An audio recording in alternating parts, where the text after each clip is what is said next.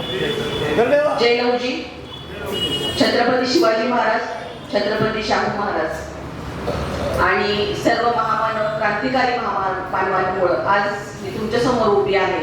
तर सर्व क्रांतिकारी महामानवांना मी विनम्र अभिवादन करते. आणि आज तात्या गाडे साहेबांनी जो काही महार तोड सांभाळ बंधुत्व परिषद घेतलेली आहे त्याबद्दल मी त्यांचंही स्वागत करते आणि आभार मानते. सन्माननीय व्यासपीठावर उपस्थित सर्व मान्यवर आणि या परिषदेला अगदी आवर्जून उपस्थित राहिलेले माझे सर्व बंधू भगिनी, त्यांचं मी त्यांना मानाचं जय देईन आणि जय लवजी. आज आपण मला असं वाटतंय तात्या की आपण ही जी समता बंधुत्व परिषद घेतलेली आहे ही सर्व धर्म समभाव ह्या बेसवर घेतलेली आहे आणि तुमचं मी स्वागत करते. तर मला वाटतं ही पहिल्यांदाच अशी परिषद झाली आहे की ह्यामध्ये अगदी उल्लेख आहे की महार गोड चांभार. कारण बऱ्याच वेळा आपण बाहेर गेल्यानंतर आपण आपल्या जातीचा उल्लेख करायचा, आपल्यातली माणसं टाळतात का तर माझ्याकडे बघायचा दृष्टिकोन वेगळा होऊ नये म्हणून. आज छत्रपती शिवाजी महाराजांनी 18 पगड जातीनं एकत्र येऊन स्वराज्य स्थापन केलं असेल आणि त्यामध्ये आपल्या समाजाचा महार गोड चांभार जे काही आपल्या अनुसूचित जाती म्हणून समजले जातात त्या मानवांचा अगदी मुलाचा वाटा असेल तर छत्रपती शिवाजी महाराजांचं आपण कुठंच अनुकरण करत नाही असं मला वाटतंय. आज शाहू महाराजांनी आपलं नाव, आपलं आडनाव एका समाजाला दिलं का तर त्या समाजांना कुठंतरी समाजामध्ये येऊन त्या व्यक्तीनं मानानं जगावं यासाठी दिलं.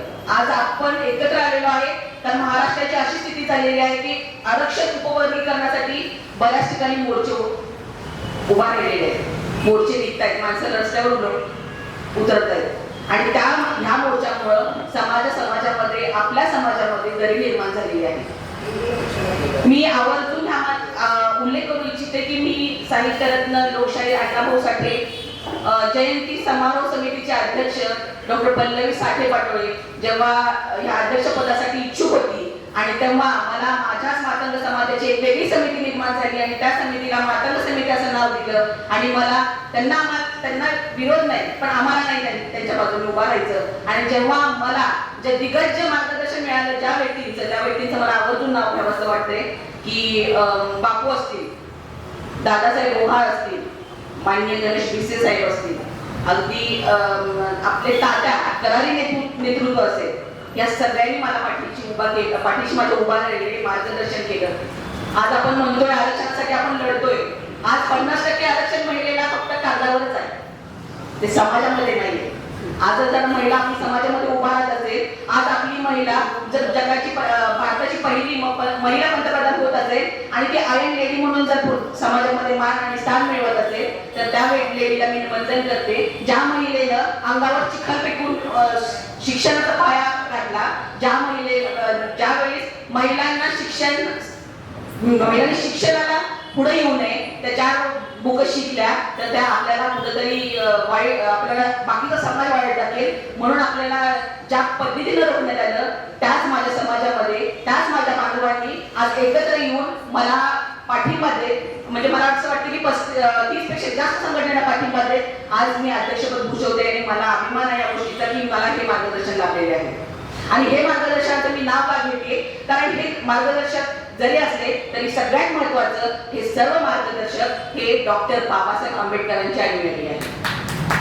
हे संविधानात जगतात, हे संविधान मानतात, हे संविधान नुसतं हातात घेऊन निर्वत नाही तर यांना संविधानामध्ये घटनाच्या क्रमांक लिहिलेले आहेत हे त्यांनी त्यामध्ये जगले आणि वाचलेली आहेत ही माणसं.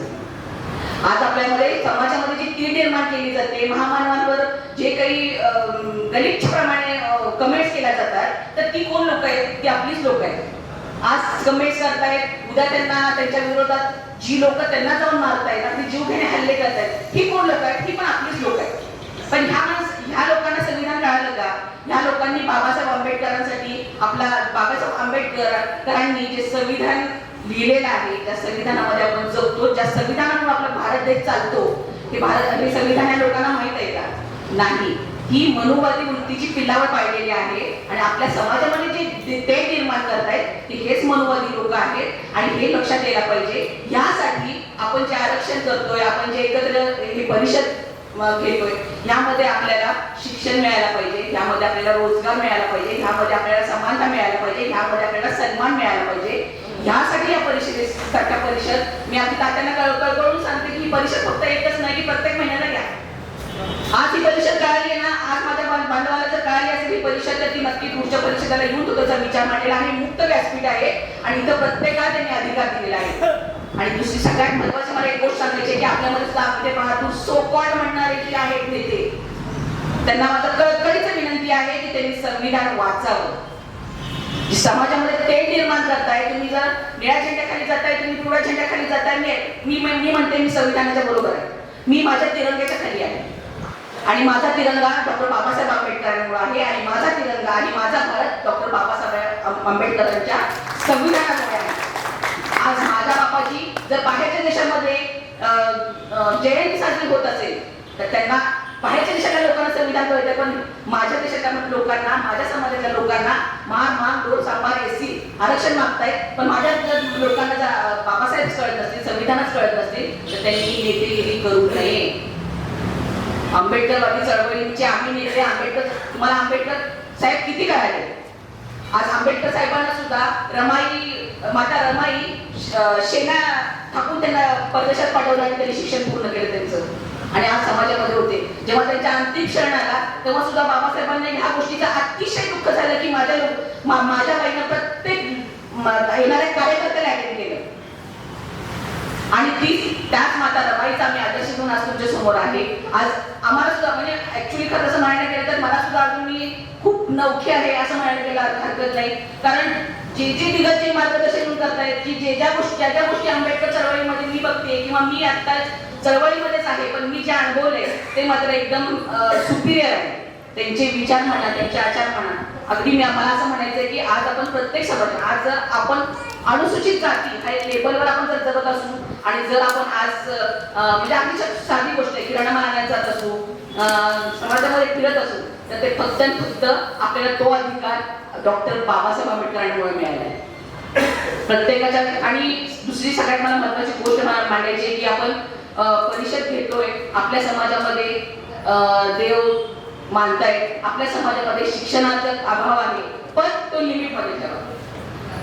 प्रत्येकाने येऊन म्हणजे आपला हा लोगोच आहे की शिका, संघटित व्हा, संघर्ष करा. मग यासाठी आपण बाहेर पडायला पाहिजे, विचारसरणी थोडीशी बदलायला पाहिजे आणि जे आपल्याला मनोवती विचाराचे लोक आहेत त्या विचारांना कुठेतरी तडा द्यायला पाहिजे, नाही त्यांना नाहीच करायला पाहिजे. कारण आपण शाहू फुले आंबेडकर अण्णाभाऊंची लेकरं आहोत, त्यांच्या विचारसरणीवर आधारित आज आपण उभे आहोत.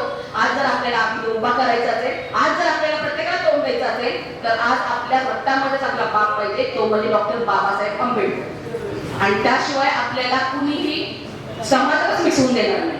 आणि आज आपण आपला महामानव आपल्या बरोबर आहे म्हणून आज आपण उभा आहे. आणि ह्या गोष्टी आणि हेच फक्त लक्षात घ्या की आरक्षण काय प्रत्येक जण मानतोय. आज आता जो प्रोसेस आहे 17 तारखेला आरक्षण उपवर्गीकरणाचा तो पण आम्ही काढला होता, अबकडवर्गीकरण होतं. पण त्यामध्ये आमचं काय एवढंच मागणं होतं की जे अल्पसंख्याक आहेत, ज्यांच्यापर्यंत कुठल्या सोयी सुविधा पोहोचलेल्या नाहीत, जे शिक्षणापासून अभाव आहेत, ते त्या सगळ्या समाजातल्या लोकांना तुम्ही घ्या, त्यांच्यापर्यंत त्या गोष्टी पोहोचवा.